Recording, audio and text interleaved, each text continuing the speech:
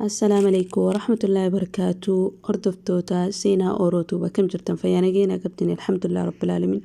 أكيد فوتو يوتيوب تولشن نجرسيسينا جتي كومنتي جلتي نجافت سنيفو ورهم بين هندي أسمر برتني نوجين ترتيجاري فيديو خنا يسوني تول شير قران سنينجا جزاكم الله خيرا نوجين ترتيجاري ترتيبانا كتي تولشن إفي أما سكتي قبرة خاينين إسنجرسيسان سنينجا يا رب جي akkuma agartan dura aappii kana isin feesisa aappiin isin garsiisu kana irratti jiru kana appilikeeshinii keessaa buufattan maqaa isaatii fi liinkii isaa achi jalaan isinii kaaya san booda as keessa footoolee adda addaa isinii dhufa tanneen keessaas maratachuu ni dandeessan footoolee jechuu xiyyaa miti bikka hunolaa lakka bahara kana bikka akka samii adii babbareedduu tanaa jira san keessaa maratattanii achirraa gabbuufachuu ni dandeessan garuu an karaa laafa shaashumaan irraa kaafadha akka isin garsiisu kanatti izeedas najee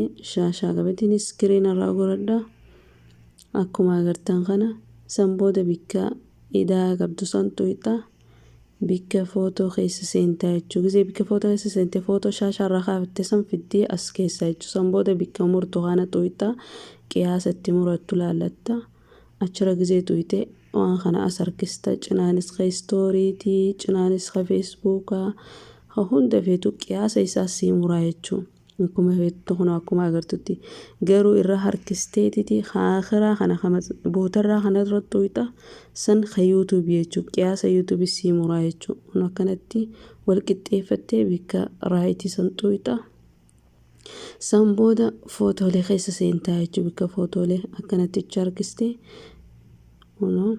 bikka kana jechuu bikki footoolee achirra gizee tuute footoolee keessa sii fida footoo feetee keessaa maratatta tarra kaayachuu deemtu gizee achi tuute takka lama sadii hanga feetee irra kaayachuu deemtu garuu takka takkaan hin godhaanii achirra bikka takkaa san tuuta san booda bikka maqasaa kana fidda gooyano maqasaa kana ni agartaa miti xiqqoo naafsi okay bikka maqasaa kana achi ni tuuta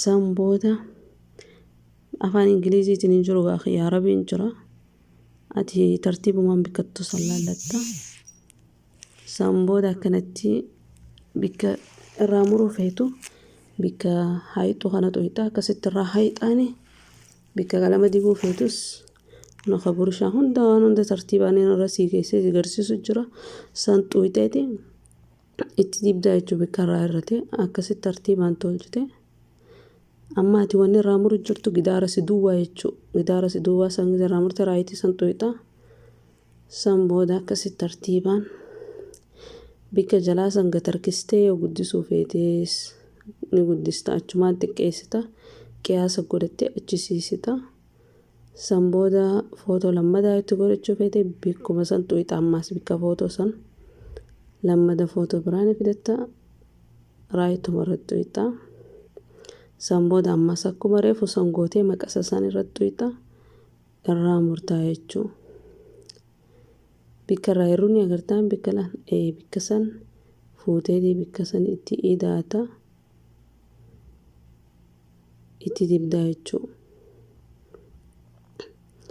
akkasitti akka irraan irranne goota bikka san isin agartaa miti achi qalamarra kute bikka san qalamarraa massaata gizee guututti irraa massaamees itti idaata ammas qalama gama xarafaatiin itti idaateeti walakkaa san dhiistaa jechuu san booda raayitii tuuta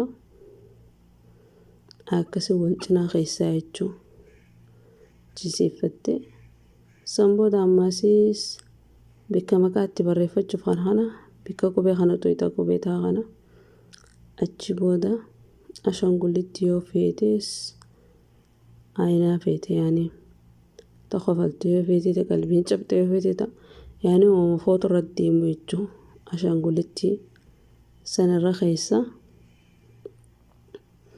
san booda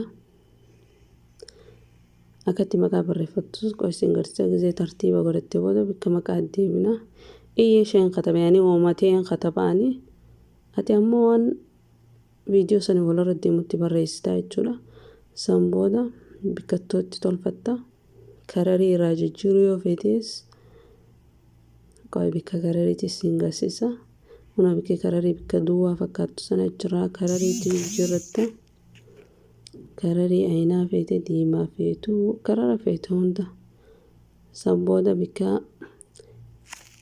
bikki sayyoo khafiifa taates akka waraqaa jala godhachuu ni dandeessa. Kanaan jechuun waraqaa sanitti jijjiiruu ni dandeessa. Sabbooda ammaasiis xarafa isaa yoo gurraachomsuu addeessuu feetes akkana kunoo gurraachomsita. Akka feetetti tolchita jechuudha. Sabbooda qoy gararii aynaa feetee hundi as keessa ni jira. Haala basiitaa kana ana raayim masaa waan viidiyoo footoon tunnaa taatee jirti gadiin buufadhaa garuu barreeffama raayim masaa akkasii seef godhattaa jechuudha haala kanaan. Sabbooda amma akka itti irra keenyu dheeyinaa jechuudha. Istiidiyoo dheeyita jechuudha. Istiidiyoo keessa gisee dheeyite. Istiidiyoo YouTube channel kun namni YouTube qabu hundi ni qaba. Bikka kana keessaa maqaa jijjiirta footoo jijjiirta. Subscribe kee cufaatee asiin laallachuu dandeessa. Amma as keessaa laalleetti ta keessaa jijjiiru akkaataa irra keenyu si garsiisa. Qoy haala kanaan jechuudha. Amma kanarratti tuqata footoon qabne tana jechuudha. Bikka qalamaa san tuuyixa. Seef dhufa shabakaa sharshireessu jira. Lammadaa ammaas bikkuma qalamaa san tuuyixa. Sabbooda akkana sii fidaa jechuudha. Habba sadii sii fida san keessaa maratadhu yoo san keessaa feene achi tuuyixa bikka duwwaa san. Sabbooda hunolaatti reefu tolchine san bikka san jirti jechuudha. Achirratti tuuyixa. Alaaxuun sii dhufa jechuudha. Gizee inni sii dhufe achin siitu olin siitu gadi siitu qiyaasa isaati jechuudha. Leeyinoo waan qiyaasa irratti tolchite jechuudha. Saniifuu seef san tuuyixa. Ingilizii yoo jiraate seef irra barreessina garuu arabii waan ta'e. Sabbooda bikki maqaa jijjiirrachuu yoo feetes akkanatti una bikka san achirratti tuuyixa. Sabbooda maqaa feetee jijjiirta. Sabbooda ammaasiis bikka qulfirra yoo kaayuu feetes as tuuyixa. Bikka qulfii kajalaa kana bikki namoo agaruu ka gubbaa sanii jechuudha. Akkasii sabbooda seef goota jechuudha. Haala basiixa kanaanii yoo isinitti tole sheer godhaa obboleeyyan keessan akka irraa fayyadamaniif gaafii biraa tafee tanna gaafadhaa inshaallah tarabbina alaafisa isiniif hin deebisa. Tanii hin beeknes rakkoon qabuun sinja hin beeku jechuun beekumsa tokko. Saniifuu warri chaanala kanaaf maatiin ta'e subscribe godhaa isiniin jaa sheer godhaa jazaakumullahu khairan ni geennaaf tura. Haala kanaan kun olaal bikki reefu footoon qabne san footoon san irra dhuftee jechuudha. Akkasii assalaamu alaykum.